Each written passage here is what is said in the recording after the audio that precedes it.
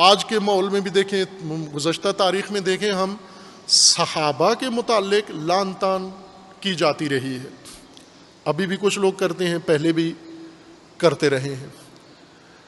تاریخی طور پر کبھی کسی نے جائزہ لیا کہ یہ کیوں کرتے ہیں، یہ کیوں شروع ہوئی ہے؟ غلط ہے، یہ کام جرم ہے، لیکن یہ جرم شروع کیسے ہوا؟ صحابہ پر لعن طعن کیوں شروع ہوئی؟ صحابہ پر لعن طعن کا ذمہ دار شیعہ کو قرار دیا جاتا ہے کہ یہ ہیں بانی اس کے، اور یہ گستاخ ہیں، یہ بدتمیز ہیں، یہ فلاں ہیں۔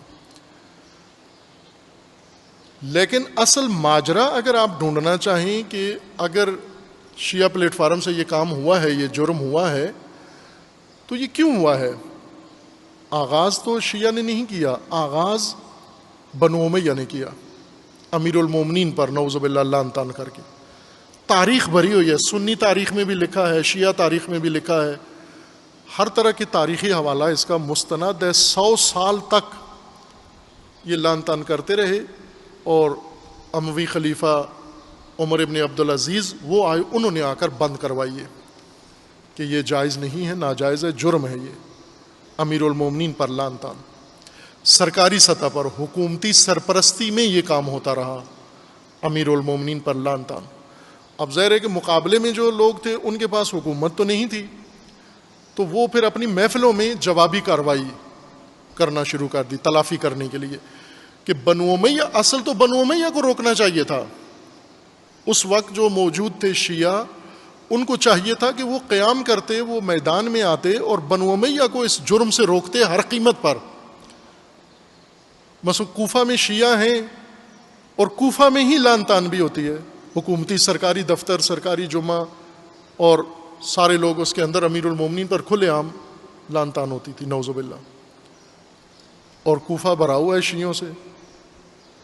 انہوں نے تلافی کے لیے کیا کیا کہ ہم اس بنو امیہ کو تو نہیں روک سکتے، ان کے خطیب کو نہیں روک سکتے، یہ جرم جو کر رہا ہے مجرم نہیں روک سکتے، اپنا دل ٹھنڈا کرنے کے لیے مثلا جوابی کارروائی کر لی کسی اپنی نجی محفل میں، گھر میں بیٹھ کر، یہ سمجھتے تھے کہ ہم نے پلہ برابر کر دیا ہے۔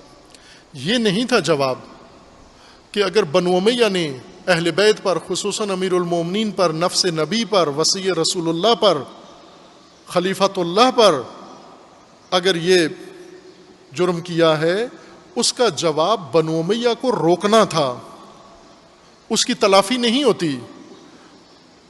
علی علیہ السلام کو اگر ناروا بات کر دی جائے تو جواباً ساری دنیا کو بھی لعن کرو تو بھی تلافی نہیں ہوتی۔ یہ نہیں کہنا کہ اگر کوئی علی علیہ السلام کو نعوذ باللہ گستاخی کرتا ہے تو ہم جواباً کسی اور کی گستاخی کریں گے، پلڑا برابر کر دیں گے، نہ، یہ نہیں ہو سکتا۔ امیر المومنین کی کوئی گستاخی کرتا ہے، اس کو روکنا اور سزا دینا، یہ تلافی ہے۔ جواباً کسی کو برا بھلا کہنا تلافی نہیں ہے، یہ دوسرا جرم کے بعد جرم ہے، اور یہ تاریخ میں ہوتا رہا،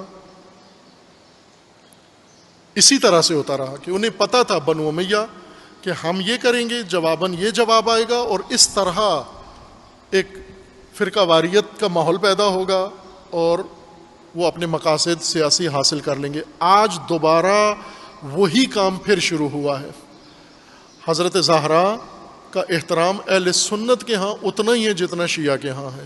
اکابرین اہل سنت کے، کتابیں اہل سنت کی، امام رازی اہل سنت کے سب سے بڑے عالم، جید عالم، 1000 سال پہلے کے، وہ امام رازی جو ہر چیز میں شک کرتے ہیں، کسی چیز کو چھوڑا نہیں انہوں نے جس میں شک نہ کیا ہو، لیکن جب عصمت حضرت زہرا پہ پہنچے ہیں تو وہاں پر پوری دلیری کے ساتھ کہا ہے کہ قرآنی آیات کی گواہی کے مطابق حضرت زہرا مقام عصمت پر فائز ہے۔ یہ اہل سنت کے وہ عالم جو شکاک ہیں، جو ہر چیز میں شک کرتے ہیں۔ اسی طرح ایک سے بڑھ کر ایک علماء اہل سنت ہیں۔ حضرت، اب ممکن ہے بعض ایسے ہیں جو شیعوں کو اچھا نہیں کہتے لیکن اہل بیت کو تعریف کرتے ہیں، اہل بیت کی سے عقیدت رکھتے ہیں، اہل بیت سے محبت رکھتے ہیں، خصوصاً حضرت زہرا سلام اللہ تعالی علیہا سے۔ لیکن ایک شخص، ایک ناسبی نکلتا ہے آج اور نکل کر اس بی بی کی شان میں گستاخی کرتا ہے، یہ اسی نسل کا ہے کہ جو کل بی بی کے شوہر نامدار علی علیہ السلام کی شان میں گستاخی کرتے رہے، یہ اسی کی نسل سے ہے۔ وہ امیر المومنین کی شان میں کرتے رہے، اس نے بی بی کی شان میں کیا ہے۔ کیوں کیا ہے؟ تاکہ پھر جواباً وہی کارروائی شروع ہو۔ آج کل میڈیا کا زمانہ ہے، پہلے تو جوابی کارروائی کرنے کے لیے کوئی اہتمام کرنا پڑتا تھا، خطرات ہوتے تھے۔ اب کوئی خطرہ بھی نہیں ہے، سوشل میڈیا ہے، ہر ایک کے پاس موبائل ہے، ہر ایک کے پاس لیپ ٹاپ ہے، جہاں بیٹھ کے مرضی ہے گالی گلوچ کر لو۔ انہیں پتہ تھا، انہیں نبض پتہ ہے کہ ہم ایسی حساس رگ چھیڑیں گے، جواباً ادھر سے حملے ہوں گے، اور ایسا ہی ہو گیا۔ آپ نے دیکھا سرگودا کے ایک گاؤں میں جا کر ایک دوسرے نے جواب دے دیا۔ وہی جو کام 80 کی دہائی میں ضیاء الحق نے شروع کروایا تھا، 80 کی دہائی میں حق نواز جنگوی اور کچھ اور اس کے ساتھی یہ میدان میں آئے اور انہوں نے شیعہ کی تکفیر شروع کی، برملا کھل کے۔ جوابی کاروائیاں کیسے ہوتی تھیں؟ جوابی بجائے اس کے کہ اس کے اوپر قانونی چارہ جوئی کرو، اس کو روکو، اس کے کوئی سد باب کرو، وہ یہ کہ کسی اور جگہ بیٹھ کر ہم کسی اور کو گالی دے دیں۔ یہ نہیں ہوتا طریقہ، یہ دشمن ہی کی چال ہے۔ یعنی دشمن یہ چاہتا ہے کہ وہ ایک بات کرتا ہے تاکہ دوسری آپ کریں، پھر تیسری وہ کرے گا، پھر چوتھی آپ کریں، پھر اس سے ایک فتنہ اٹھے گا جو قابو سے باہر ہوگا۔